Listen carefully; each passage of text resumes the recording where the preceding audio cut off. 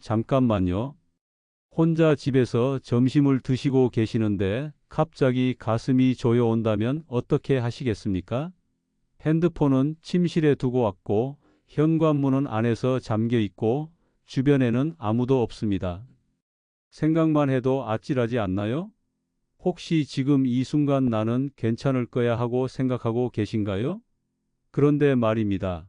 우리나라 65세 이상 어르신 중 혼자 사시는 분이 140만 명이나 되고 이분들 중 심장마비로 쓰러지셨을 때 생존하시는 분은 고작 3%에 불과합니다.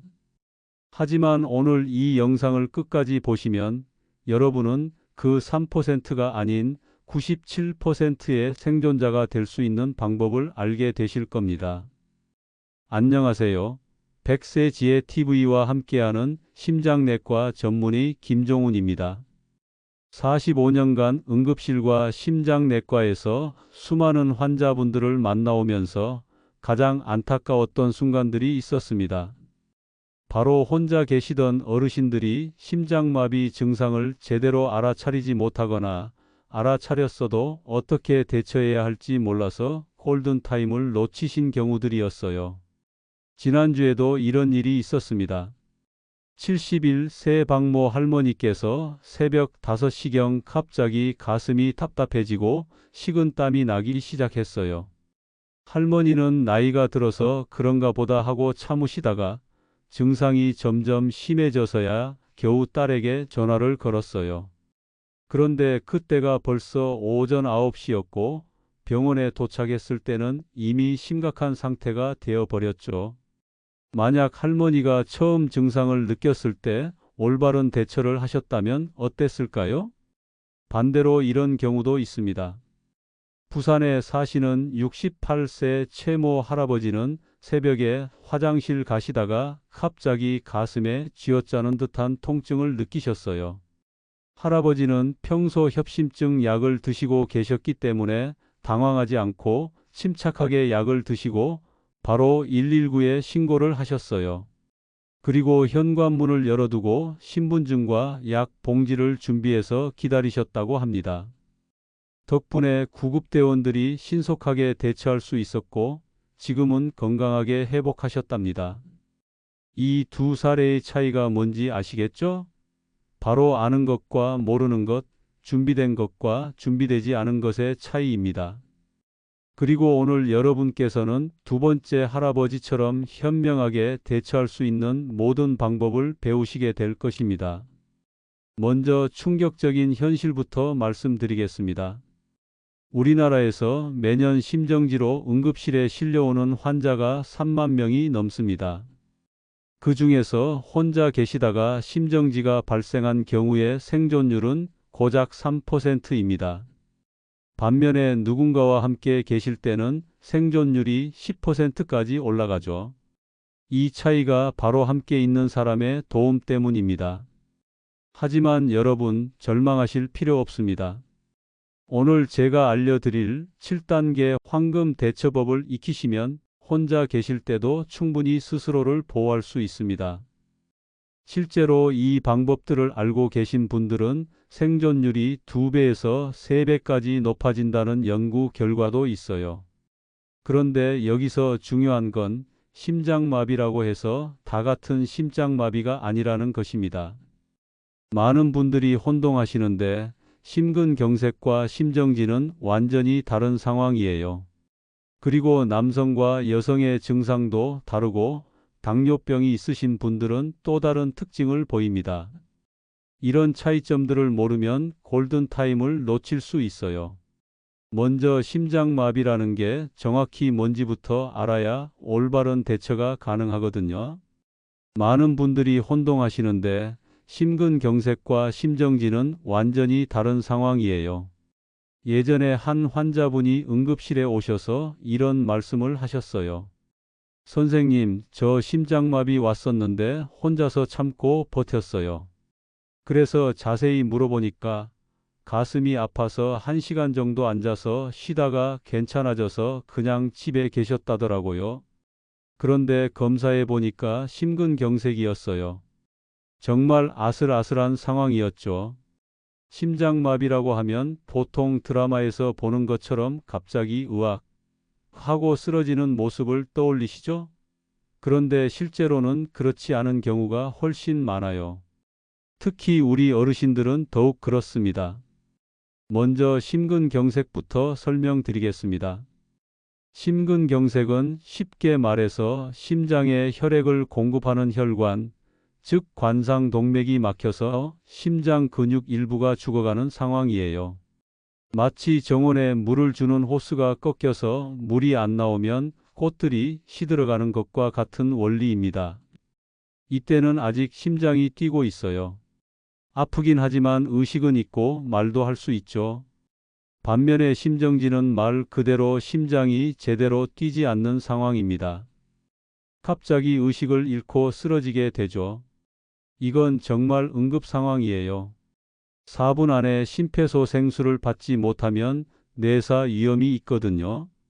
그런데 여기서 중요한 건 심근경색이 심정지로 이어질 수 있다는 점입니다. 처음에는 가슴만 아프던 게 시간이 지나면서 심장이 멈출 수도 있어요. 그래서 심근경색 증상을 조기에 발견하고 빨리 병원에 가는 게 그렇게 중요한 거예요. 이제 골든타임에 대해 말씀드리겠습니다. 의학에서는 두 가지 골든타임이 있어요. 첫 번째는 심정지 골든타임으로 4분입니다. 심장이 멈춘 후 4분 내에 심폐소생술을 시작해야 뇌손상 없이 살릴 수 있어요. 두 번째는 심근경색 골든타임으로 90분입니다. 증상 시작 후 90분 내에 막힌 혈관을 뚫어줘야 심장 근육 손상을 최소화할 수 있거든요. 그런데 실제 통계를 보면 좀 충격적이에요. 우리나라에서 119가 신고받고 현장에 도착하는 평균 시간이 8분입니다. 도시는 좀 빠르고 농촌은 더 오래 걸리죠. 그리고 병원까지 가는데 또 시간이 필요하고요. 그러니까 정말 1분 1초가 소중한 거예요.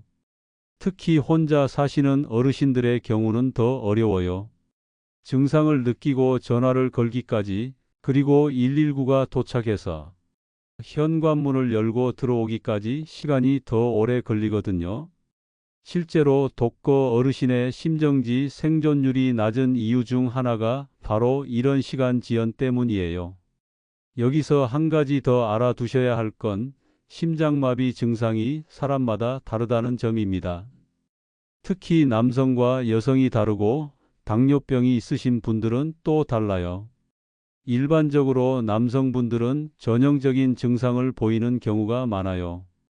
가슴 한가운데가 쥐어짜는 듯이 아프고 왼쪽 팔이나 턱, 목 쪽으로 통증이 퍼져나가죠. 식은땀이 나고 숨이 차기도 하고요. 하지만 여성분들은 조금 달라요. 가슴 통증보다는 숨이 차거나 메스꺼운 느낌, 소화불량 같은 증상이 먼저 나타나는 경우가 많아요. 그래서 체한 건가? 하고 넘어가시는 분들이 많죠. 등이나 어깨가 아픈 경우도 있고요. 당뇨병이 있으신 분들은 더욱 주의하셔야 해요. 당뇨가 오래되면 신경이 둔해져서 통증을 잘 못 느끼거든요. 그래서 심근경색이 와도 가슴이 별로 안 아플 수 있어요. 대신 갑자기 숨이 차거나 어지럽거나 이유 없이 피곤하고 기운이 없는 증상으로 나타날 수 있습니다. 그리고 인터넷에 떠도는 잘못된 정보들도 있어요. 그 중에서 가장 위험한 게 기침으로 심장마비를 버틸 수 있다는 이야기예요. 이거 정말 위험한 소리입니다. 기침을 하면 일시적으로 혈압이 올라가긴 하지만 심근경색이나 심정지를 치료하는 효과는 전혀 없어요. 오히려 심장에 더 부담을 줄 수 있거든요. 또 아스피린을 씹어 먹으면 된다는 이야기도 있는데 이것도 조심하셔야 해요. 아스피린이 도움이 되는 건 맞지만 모든 상황에서 그런 건 아니거든요. 특히 뇌출혈인 경우에는 오히려 악화시킬 수 있어요. 그러니까 함부로 약을 드시지 마시고 우선 119에 신고부터 하시는 게 맞습니다. 정리하자면 심장마비는 생각보다 복잡하고 다양한 얼굴을 가지고 있어요. 하지만 공통점이 있다면 평소와 다른 증상이 갑자기 나타난다는 것이죠. 특히 가슴 불편감, 숨가쁨, 식은땀, 메스꺼움 같은 증상들이 함께 나타나면 반드시 의심해 보셔야 해요. 여러분, 지금부터 정말 중요한 이야기를 해드리겠습니다. 바로 골든 10초에 대한 이야기예요. 심장마비 증상을 느끼는 순간부터 첫 10초가 생사를 가릅니다. 이 10초 안에 세 가지 중요한 행동을 완료해야 해요. 골든 10초 동안 해야 할 세 가지는 첫째, 안전한 곳으로 즉시 이동하기. 둘째, 현관문 열어두기. 셋째, 편안한 자세 취하기입니다. 이 10초의 신속한 행동이 이후 모든 대처를 가능하게 하고 생존 확률을 극적으로 높여줍니다. 제가 50년간 응급실에서 환자분들을 보면서 확신하게 된 것이 있어요. 심장마비 환자의 70%는 증상이 시작되고 나서도 10분 이상의 골든타임이 있다는 것입니다. 문제는 대부분의 사람들이 이 소중한 시간을 어떻게 활용해야 하는지 모른다는 거예요. 얼마 전 78세가 되신 제 환자분께서 유튜브를 시청하시던 중 갑자기 가슴이 조여오는 증상을 느끼셨습니다. 평소 같았다면 당황해서 아무것도 못하셨겠지만 제가 알려드린 방법들을 차근차근 실행하셨고 결국 무사히 병원까지 가서 생명을 구하셨어요. 지금도 건강하게 지내고 계시죠? 그럼 지금부터 생명을 구하는 7단계 행동법을 순서대로 정확히 알려드리겠습니다. 중간에 한 단계라도 놓치면 위험할 수 있으니 끝까지 꼭 집중해 주세요. 첫 번째 단계 골든 10초 안전한 곳. 이동 현관문 열기 편안한 자세. 가장 중요한 첫 번째 단계입니다. 심장마비의 전조 증상을 느끼면 10초 안에 이 세 가지를 완료하셔야 해요. 먼저 즉시 현관문을 열어두세요. 이게 정말 중요해요. 나중에 의식을 잃으면 구급대원들이 들어올 수 없거든요. 현관문을 열었으면 그 다음 안전한 곳으로 즉시 이동하세요. 계단이나 높은 곳, 화장실 같은 위험한 장소에 있으시면 바로 거실이나 침실 같은 안전한 곳으로 가세요. 바로 소파나 침대로 가서 편안한 자세를 취하세요. 심장마비의 주요 증상들을 정확히 알아두셔야 해요. 가슴 중앙 부위에 짓누르는 듯한 통증이 가장 대표적입니다. 마치 코끼리가 가슴을 밟고 있는 것 같다고 표현하는 환자분들이 많아요. 이 통증은 보통 15분 이상 지속되고 왼팔이나 턱, 목 등으로 뻗어나가기도 합니다. 하지만 모든 심장마비가 극심한 가슴 통증으로 시작되는 것은 아닙니다. 특히 여성분들과 당뇨병 환자분들은 비정형적인 증상을 보이는 경우가 많아요.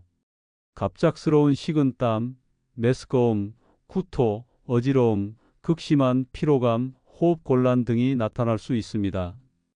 작년에 제가 진료한 68세 김순호 씨의 사례를 말씀드릴게요.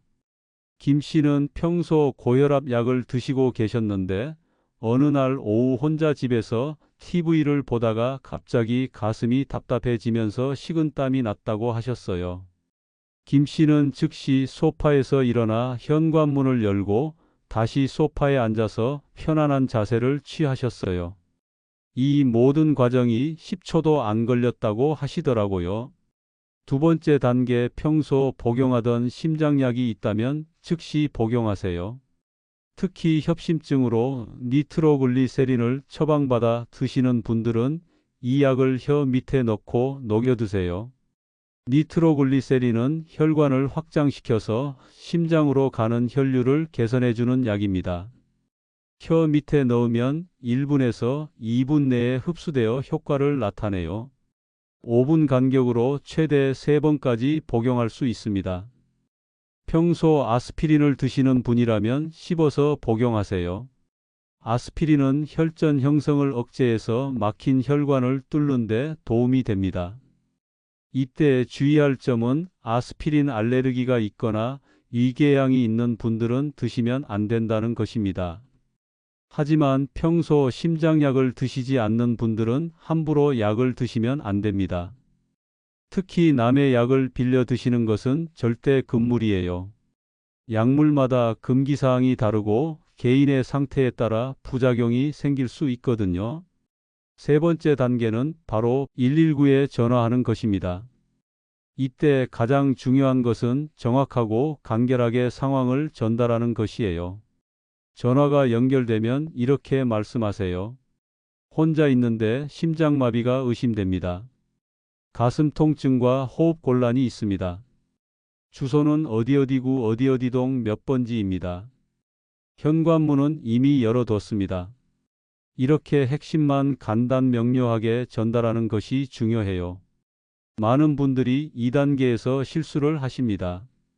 괜찮아질 것 같은데 좀 더 지켜봐야겠다라고 생각하며 전화를 미루는 것이죠. 하지만 심장마비는 골든타임이 정말 중요합니다. 혈관이 막힌 후 90분 이내에 뚫어져야 심장 근육의 손상을 최소화할 수 있어요. 네 번째 단계 올바른 자세로 안정을 취하세요. 이미 첫 번째 단계에서 편안한 자세를 취하셨지만 이제 더 정확한 자세로 조정하셔야 해요. 가장 좋은 자세는 상체를 30도에서 45도 정도 세워서 반쯤 앉은 자세입니다. 소파나 침대에서 등받이나 베개를 등 뒤에 받치고 편안히 기대세요. 다리는 약간 구부리고 쿠션이나 베개를 무릎 밑에 받쳐주시면 더 좋아요. 이렇게 하면 심장으로 돌아오는 혈액량이 증가해서 혈압을 안정시키는 데 도움이 됩니다. 목과 가슴을 조이는 옷들은 풀어주세요. 넥타이, 벨트, 브래지어 등을 느슨하게 해서 혈액순환을 돕는 것이 중요합니다. 시계나 목걸이 같은 액세서리도 제거하세요. 다섯 번째 단계 가족이나 이웃에게 연락하세요. 119에 신고를 했더라도 가족의 도움이 필요할 수 있어요. 가족에게 연락할 때는 간단 명료하게 상황을 전달하세요. 지금 심장마비가 의심되어서 119에 신고했다 빨리 와달라고 말하면 됩니다. 만약 가족이 멀리 있다면 가까운 이웃에게 연락하세요. 아파트라면 관리사무소에 연락하는 것도 좋은 방법입니다. 혼자 있는 상황에서 누군가가 곁에 있어주는 것만으로도 심리적 안정에 큰 도움이 됩니다. 여섯 번째 단계 응급용품과 서류 준비하기. 이제 구급대원들이 올 때까지 필요한 것들을 준비하세요. 가장 중요한 건 본인 확인 서류예요. 신분증이나 건강보험증을 손에 닿는 곳에 준비해 두세요. 평소에 드시는 모든 약을 봉지째 준비하세요. 혈압약, 당뇨약, 심장약 할 것 없이 다 가져가시는 게 좋아요. 구급대원이나 의사가 어떤 약을 드시는지 바로 알 수 있거든요. 일곱 번째 단계 올바른 호흡법으로 의식 유지하기. 마지막 일곱 번째 단계는 올바른 호흡을 유지하는 것입니다. 이 단계가 생존에 가장 직접적인 영향을 미칩니다. 심장마비 상황에서는 심장이 제대로 펌프질을 하지 못해서 몸 전체에 산소 공급이 부족해집니다. 올바른 호흡법은 이렇습니다. 코로 천천히 4초간 숨을 들이마시세요. 그 다음 입으로 6초간 천천히 내쉬세요. 이걸 4-6 호흡법이라고 합니다. 이렇게 하면 심박수가 안정되고 혈압도 떨어져서 심장 부담을 줄일 수 있어요. 호흡할 때 가슴이 아니라 배가 움직이도록 하는 복식 호흡을 하세요. 손을 배 위에 올리고 숨을 들이마실 때 손이 올라오도록 하면 됩니다. 이렇게 하면 더 많은 산소를 폐로 보낼 수 있어요. 구급차가 도착할 때까지 계속 의식을 유지하려고 노력하세요. 자신의 상태를 계속 체크해 보세요. 지금 통증은 어떤지, 호흡은 괜찮은지 이런 것들을 스스로 확인해 보는 것이 도움이 됩니다. 절대 하시면 안 되는 행동들도 있습니다. 돌아다니거나 걸어 다니면 안 됩니다. 심장에 더 큰 부담을 주거든요. 그리고 물을 마시면 안 됩니다. 의식을 잃으면 기도로 넘어가서 질식할 위험이 있어요. 또한 기침을 강하게 하면 도움이 된다는 속설이 있는데 이건 의학적 근거가 없습니다. 오히려 혈압을 높여서 위험할 수 있어요. 지금까지 혼자 있을 때 심장마비가 올 경우를 대비한 실전 대처법을 알아봤습니다. 하지만 여기서 끝이 아니에요. 정말 중요한 한 가지를 더 꼭 알고 계셔야 합니다. 바로 응급 상황에서 나를 지켜주는 황금 설정입니다. 평소에 미리 준비해 두셔야 할 황금 설정이 있습니다. 바로 스마트폰의 의료정보 설정이에요. 이게 정말 생명을 구할 수 있는 설정이거든요. 76세 정문식 씨는 이 설정 덕분에 생명을 구한 경우입니다. 의식을 잃은 상태로 발견됐는데 구급대원이 휴대폰의 의료 정보를 확인해 보니 와파린이라는 혈액응고 억제제를 복용 중이라고 되어 있었어요. 덕분에 병원에서 적절한 치료를 받을 수 있었습니다. 이 정보는 폰이 잠겨 있어도 응급 상황에서 접근할 수 있게 설정할 수 있어요. 구급대원들이 현장에서 즉시 확인해서 적절한 응급 처치를 할 수 있거든요. 구체적인 설정 방법은 댓글로 요청 주시면 보내드리겠습니다. 이제 많은 분들이 놓치기 쉬운 심장마비의 전조 증상들에 대해 말씀드리겠습니다. 실제로 심장마비는 갑자기 오는 것이 아니에요. 대부분 며칠 전부터 우리 몸이 경고 신호를 보내거든요. 문제는 이런 신호들을 알아차리지 못하거나 대수롭지 않게 넘겨버린다는 거예요. 특히 여성분들과 당뇨병 환자분들은 더욱 주의하셔야 해요. 먼저 여성분들의 비정형 증상부터 말씀드리겠습니다. 남성분들과는 달리 여성분들은 가슴 통증보다는 다른 증상들이 먼저 나타나는 경우가 많아요. 67세 김말순 씨의 사례를 들어보세요. 김 씨는 어느 날 아침부터 목과 어깨가 결리기 시작했어요. 처음에는 베개를 잘못 빼고 잤나 싶어서 파스를 붙이고 지내셨는데 이틀째 되는 날부터는 속이 메스껍고 어지러운 증상까지 나타났어요. 그런데 김 씨는 감기라도 걸렸나? 하고 생각하며 며칠을 더 참으셨다고 해요. 결국 사흘째 되는 날 새벽에 극심한 가슴 답답함과 함께 식은땀이 나서 병원에 오셨는데 검사 결과 심근경색이었어요. 여성분들이 주의하셔야 할 비정형 증상들을 정리해 드리면 첫째는 목, 어깨 등의 통증입니다. 특히 왼쪽 어깨나 등 위쪽 통증이 갑자기 시작되면 의심해 보세요. 둘째는 메스꺼움과 구토입니다. 갑자기 속이 미식거리고 토할 것 같은 느낌이 들면서 동시에 가슴이 답답하다면 주의하셔야 해요. 셋째는 극심한 피로감입니다. 특별히 무리한 일을 하지 않았는데도 갑자기 기운이 빠지고 숨이 차다면 의심해 볼 필요가 있어요. 넷째는 턱 통증입니다. 갑자기 턱이 아프기 시작하면서 가슴까지 답답해진다면 심장 문제일 수 있어요. 당뇨병 환자분들도 특별히 주의하셔야 해요. 당뇨가 오래되면 신경이 둔해져서 통증을 잘 못 느끼거든요. 그래서 심근경색이 와도 가슴이 별로 안 아플 수 있어요. 73세 박동식 씨의 경우를 말씀드릴게요. 박 씨는 20년째 당뇨병으로 치료받고 계시는 분이었는데 어느 날부터 이유 없이 숨이 차고 기운이 없다고 하셨어요. 평소보다 조금만 걸어도 숨이 차고 계단 한층 올라가는 것도 힘들어 하셨어요. 처음에는 나이가 들어서 그런가 보다 하고 넘기셨는데 며칠 후 갑자기 어지러워지면서 식은땀이 나기 시작했어요. 가슴 통증은 거의 없었지만 숨이 너무 차서 병원에 오셨는데 검사 결과 심근경색이었어요. 당뇨병 환자분들이 주의하셔야 할 증상들은 첫째, 갑작스러운 운동 능력 저하입니다. 평소에 할 수 있던 활동이 갑자기 힘들어진다면 의심해 보세요. 둘째는 이유 없는 피로감과 무력감입니다. 충분히 쉬었는데도 계속 피곤하고 기운이 없다면 주의하셔야 해요.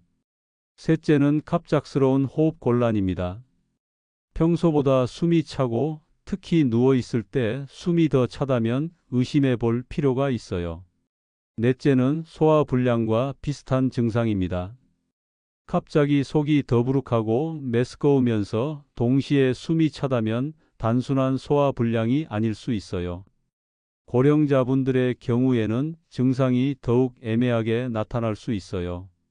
80세가 넘으신 분들은 전형적인 가슴 통증보다는 갑작스러운 의식 저하나 혼돈 상태로 나타나는 경우도 있어요. 또한 밤에 갑자기 숨이 차서 잠에서 깨는 증상도 중요한 전조 증상 중 하나예요. 이를 의학적으로는 발작성 야간 호흡 곤란이라고 하는데 심장 기능이 떨어져서 생기는 증상이거든요. 이런 전조 증상들이 나타나는 시기도 중요해요. 대부분 심근경색이 오기 일주일에서 한 달 전부터 이런 증상들이 나타나기 시작해요. 특히 증상이 점점 심해지거나 자주 나타난다면 반드시 병원에 가보셔야 해요. 그리고 시간대도 중요합니다. 심장마비는 새벽 시간, 특히 오전 6시에서 10시 사이에 가장 많이 발생해요. 이 시간대에 우리 몸에 스트레스 호르몬이 많이 분비되고 혈압도 올라가거든요. 계절적으로는 겨울철에 더 주의하셔야 해요. 추운 날씨에 혈관이 수축하면서 심장에 부담을 주거든요. 특히 갑자기 추워지는 날이나 일교차가 큰 날에는 더욱 조심하셔야 해요. 이제 여러분 각자의 상황에 맞는 맞춤형 대처법을 알려드리겠습니다. 모든 사람이 같은 상황에 있는 것은 아니니까요. 먼저 혼자 사시는 분들을 위한 특별한 대처법부터 말씀드리겠습니다. 독거 어르신들은 평소 준비가 더욱 중요해요. 75세 윤봉선 씨의 사례를 들어보세요. 윤 씨는 혼자 사시는 분이었는데 평소 이웃과 매일 오전 9시에 안부 전화를 주고받기로 약속하고 계셨어요. 어느 날 밤 10일시경 심장마비 증상이 시작됐는데 다행히 며칠 전 손녀에게서 들은 응급처치법을 기억하고 계셔서 차근차근 따라하셨습니다. 119 신고, 현관문 열기, 올바른 자세 취하기까지 완벽하게 하셔서 무사히 구조됐어요. 윤 씨께서 나중에 저에게 하신 말씀이 기억에 남습니다. 선생님, 그 순간에는 무서움보다는 내가 할 수 있는 일들을 차근차근 해보자라는 생각이 들더라고요. 독거 어르신들을 위한 특별 준비사항들을 알려드리겠습니다. 첫째, 이웃과의 안부 확인 시스템을 만들어 두세요. 매일 정해진 시간에 전화를 주고받거나 창문에 안전 신호를 보내는 방법 같은 것들 말이에요. 둘째, 응급 연락처를 여러 곳에 적어 두세요. 냉장고나 현관 앞에 응급 연락처를 적은 종이를 붙여두시면 의식을 잃은 상황에서 구급대원들이 쉽게 찾을 수 있어요.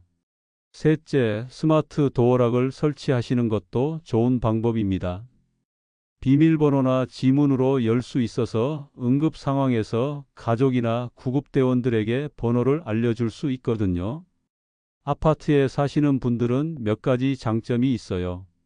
일단 관리사무소가 있어서 응급 상황에서 도움을 받을 수 있고 구급대원들이 엘리베이터로 빠르게 올라올 수 있어요.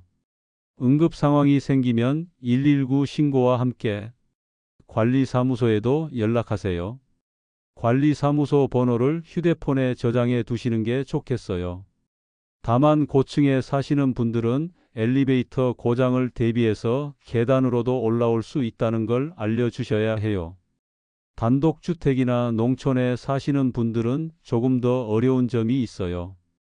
일단 구급차가 도착하는 시간이 더 오래 걸릴 수 있고 주변에 도움을 요청할 사람도 적죠. 이런 경우에는 평소 준비가 더욱 중요해요. 집 주소를 정확히 알려주시는 것도 중요하고요. 농촌 지역은 주소가 복잡한 경우가 많아서 구급차가 헤맬 수 있거든요. 큰 길에서 집까지 오는 길을 간단하게 설명할 수 있도록 미리 준비해 두세요. 약물을 복용하고 계신 분들을 위한 특별 주의사항도 있어요. 평소 혈압약을 드시는 분들은 니트로글리세린과 함께 복용하면 혈압이 급격히 떨어질 수 있으니 주의하셔야 해요. 특히 발기부전 치료제를 드시는 분들은 니트로글리세린을 절대 함께 드시면 안 됩니다. 생명이 위험할 정도로 혈압이 떨어질 수 있거든요. 당뇨병 약을 드시는 분들도 응급 상황에서 혈당 관리에 신경 쓰셔야 해요. 스트레스를 받으면 혈당이 올라갈 수 있거든요. 평소 드시는 당뇨약과 혈당 측정기를 응급 가방에 함께 준비해 두시는 게 좋아요. 계절별 주의사항도 중요해요. 겨울철에는 따뜻한 옷을 미리 준비해 두세요. 응급실은 대체로 춥거든요. 얇은 담요나 가디건 같은 걸 챙기시면 좋아요. 여름철에는 탈수에 주의하셔야 해요. 하지만 응급 상황에서는 물을 마시면 안 되니까 평소에 충분한 수분 섭취로 탈수를 예방하시는 게 중요해요. 여러분, 오늘 긴 시간 동안 함께 해주셔서 정말 고맙습니다.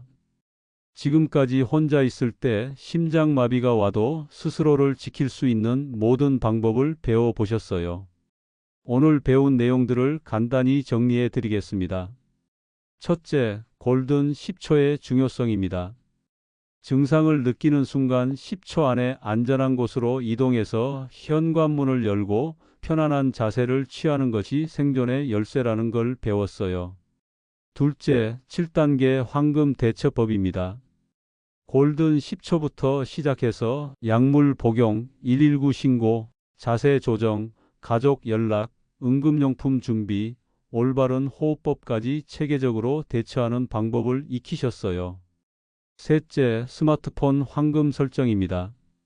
평소에 의료 정보를 등록해두고 응급통화 기능을 설정해두면 위급한 순간에 생명을 구할 수 있다는 걸 알았어요. 넷째, 놓치기 쉬운 전조 증상들입니다.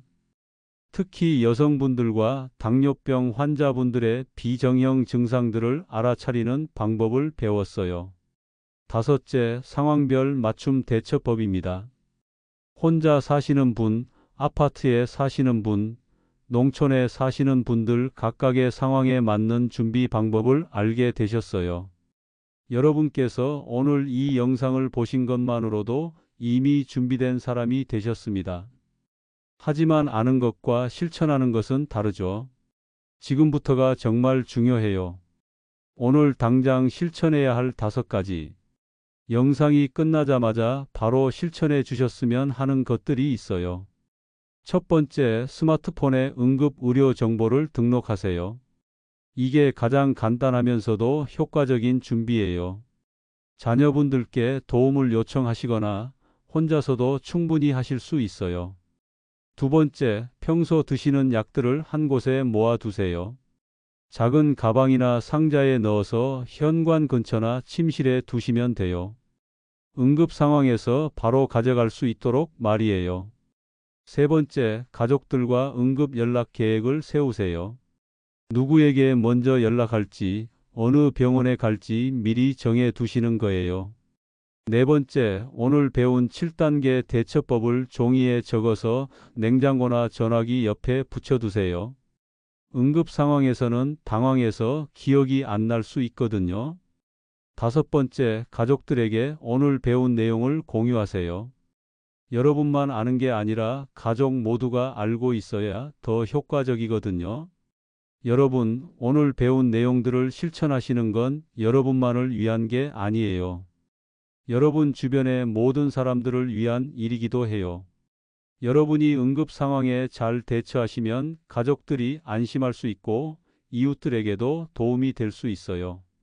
그리고 오늘 이 영상을 보신 분들이 주변 분들에게도 알려주시면 더 많은 분들이 도움을 받을 수 있겠죠? 특히 혼자 사시는 어르신들이나 기저질환이 있으신 분들에게는 정말 소중한 정보가 될 거예요.